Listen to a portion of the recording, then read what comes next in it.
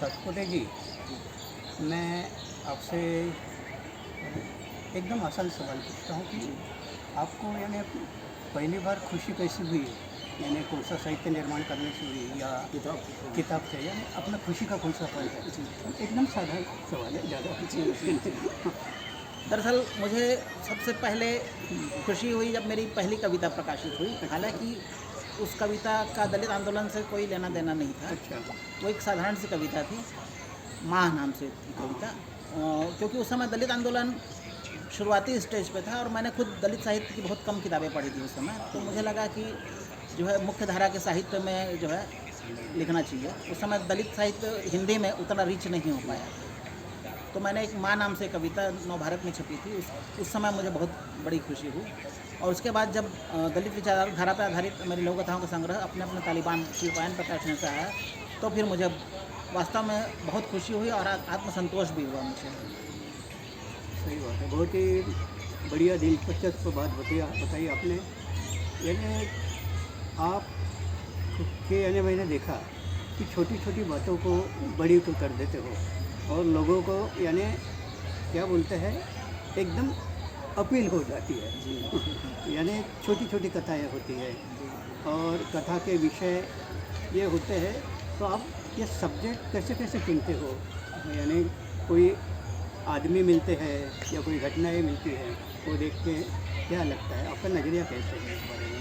दरअसल यदि दलित संवेदनशील है हाँ। तो उसे अपने आसपास भरमार विषय मिलते हैं, विषयों की भरमार होती है उनके आसपास, क्योंकि वो उनका नज़रिया जो है बहुत माइन्यूटली वो देखते हैं आसपास के माहौल को, और वो अपने साथ हुए भेदभाव को बहुत बारीकी से महसूस करते हैं। तो मेरे साथ भी लगभग यही स्थिति रही और मैंने जो है कुछ जातिगत आधार पर भेदभाव को खुद महसूस किया, कहीं कहीं पर आर्थिक आधार पर भेदभाव को महसूस किया। तो हमने ये पाया है कि हमारे आसपास पूरे चरित्रों की भरमार है। बस ये है कि हमें पहचानना होता है कि कौन सा चरित्र जो है हमारे कथा का पात्र जो है बन सकता है, उसको किस तरीके से जो है कथाओं में हम उसको कन्वर्ट कर सकते हैं। और इसी कारण मेरा लेखन यथार्थ लेखन के करीब माना जाता है। हालांकि कुछ लोगों का कहना है कि यथार्थवादी लेखन नहीं करना चाहिए, लेकिन मेरा मानना है कि फिक्शन लेखन से बचना चाहिए, यथार्थवादी लेखन ही करना चाहिए। मेरा सवाल है सर, आपकी इतनी कम उम्र में 2 भाग में आत्मकथाएं लिखी, छूने से बिखर जाऊंगा और दूसरा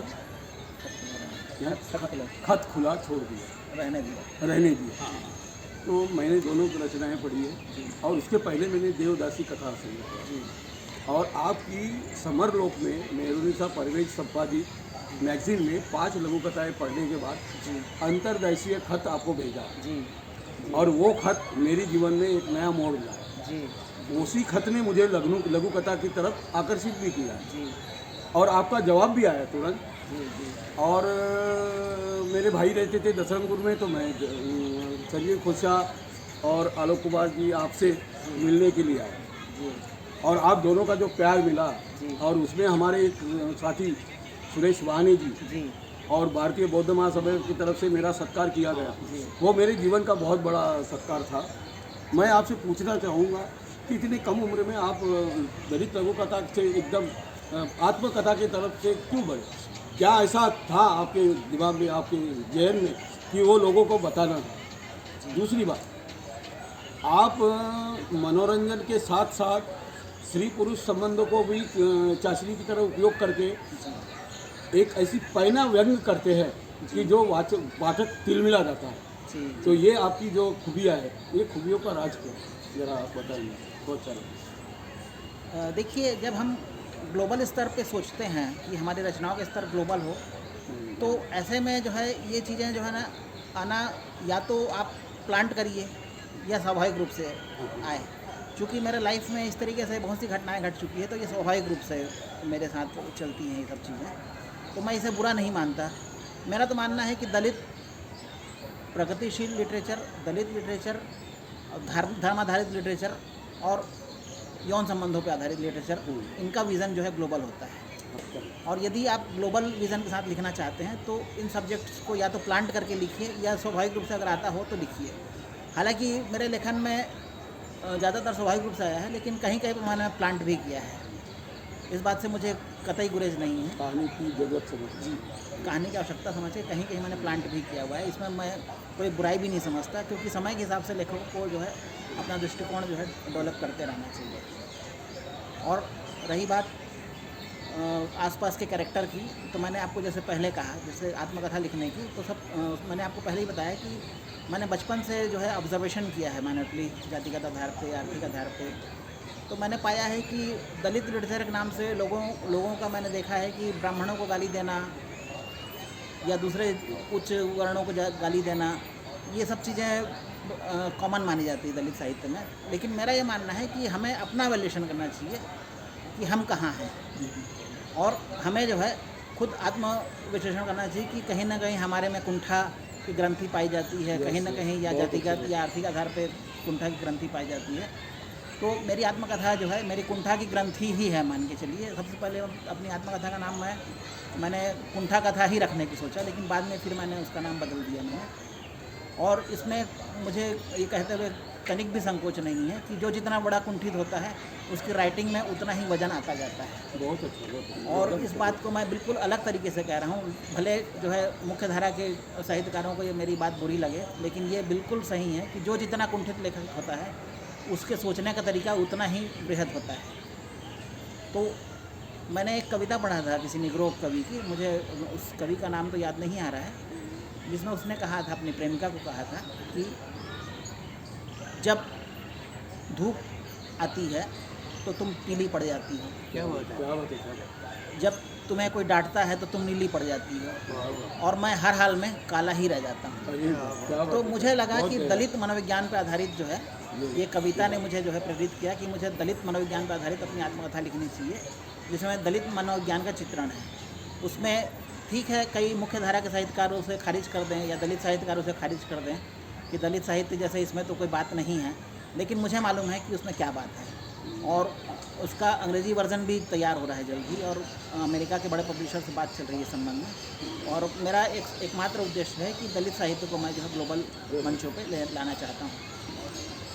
ये नामदेव धसाड़ के बाद में दलित साहित्य को ग्लोबल की दृष्टि प्राप्त करने की दृष्टि से कुछ बड़े बड़े लेखक दलित साहित्य के, अम्बेडकरी साहित्य के कहते थे कि नामदेव धसाड़ यदि जिंदा रहते तो नोबेल के लिए पुरस्कृत होते। मेरा ये कहना है कि दलितों की व्यथा जो शोषित पीड़ित है पूरे दुनिया में है, पूरे देशों में है, अलग अलग वातावरण में वो जिए हुए हैं, अलग अलग शोषण के दुख दर्द उन्होंने सहे। तो इसमें करुणा का भाव जो आपकी कथाओं में कभी कभी आता है, और दूसरी बात आपकी लघु कथाओं में प्राणियों के पात्र रहते हैं, जैसे हेला, कुत्ता, गाय, गधा, बैल। तो ये पात्रों से आप क्या कहना चाहते हैं? ये पात्र भी शोषण पर आधारित है, इनको भी अन्याय सहना पड़ता है, तो ये सहना प्रतीकात्मक दृष्टि से दलितों की अभिव्यक्ति है कि क्या है इसके बारे में, और इसके लिए कौन विचारक, कौन सी विचारधारा किसी लेखक का या किसी महापुरुष का नाम न लेते हुए आप क्या बताना चाहेंगे पाठकों को? देखिए, जानवर जो है प्रस्तुतिकरण का सबसे बेहतरीन उदाहरण बनते हैं। हमने पाया है कि पंचतंत्र में हमने पाया है कि जानवरों को माध्यम बना के इतनी प्रभावशाली कथाएं लिखी गई है। ठीक है, उसमें वैचारिक रूप से हमसे डिफ़र करती है वो कथाएं पंचतंत्र, लेकिन उसमें जो प्रतीकों का इस्तेमाल किया गया है, जंगली जानवरों का जो प्रतीकों का इस्तेमाल किया गया है, वो मुझे शुरू से अपील करता रहा। और मुझे भी लगा कि भविष्य में यदि मुझे कभी लिखना हुआ तो मैं जानवरों को, ख़ास तौर पे कुत्तों को मैंने ज़्यादातर जो है पात्र बनाया हुआ है। और कुत्ते मानव के बहुत करीबी मित्र होते हैं, और मैं खुद बचपन से कुत्तों के साथ में ही रहा हूँ, कुत्ते पाले हैं मैंने बचपन से, तो इस कारण जो है कुत्तों से मुझे ज़्यादा ही प्रेम है।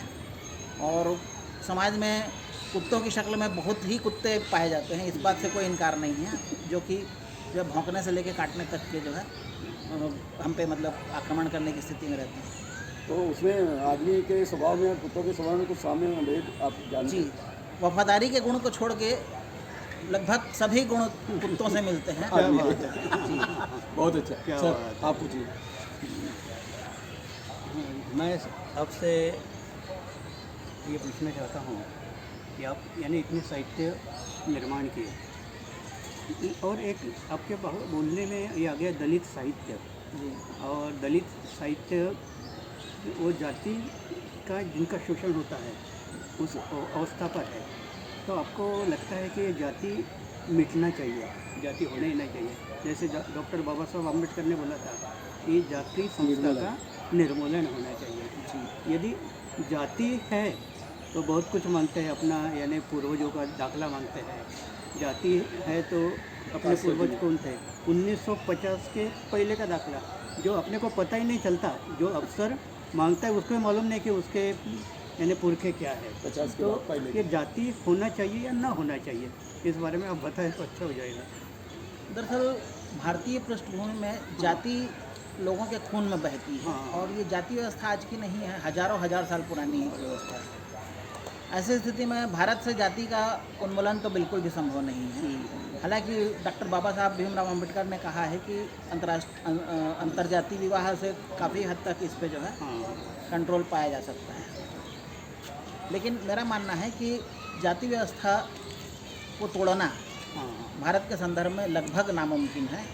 और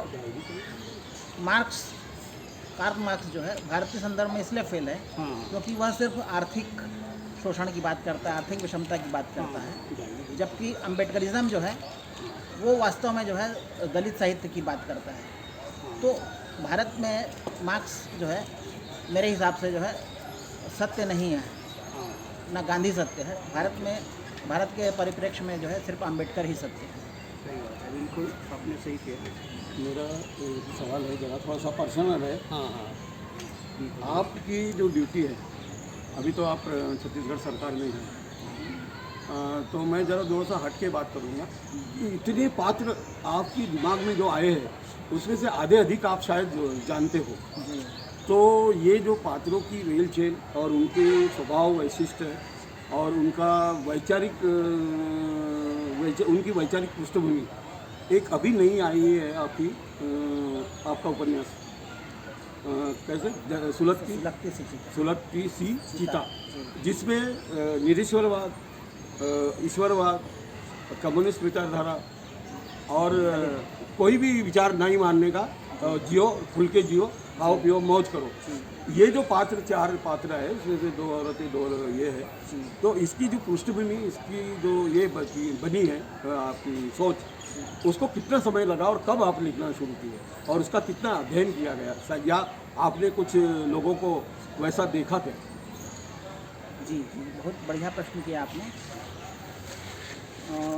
दरअसल हम दलितों के जीवन में कई ऐसे अवसर आते हैं कि हमें कई बार लगता है कि जीवन से पलायन करना चाहिए, क्योंकि हम पाते हैं कि समाज में हम अकेले पड़ जाते हैं, परिवार में अकेले पड़ जाते हैं।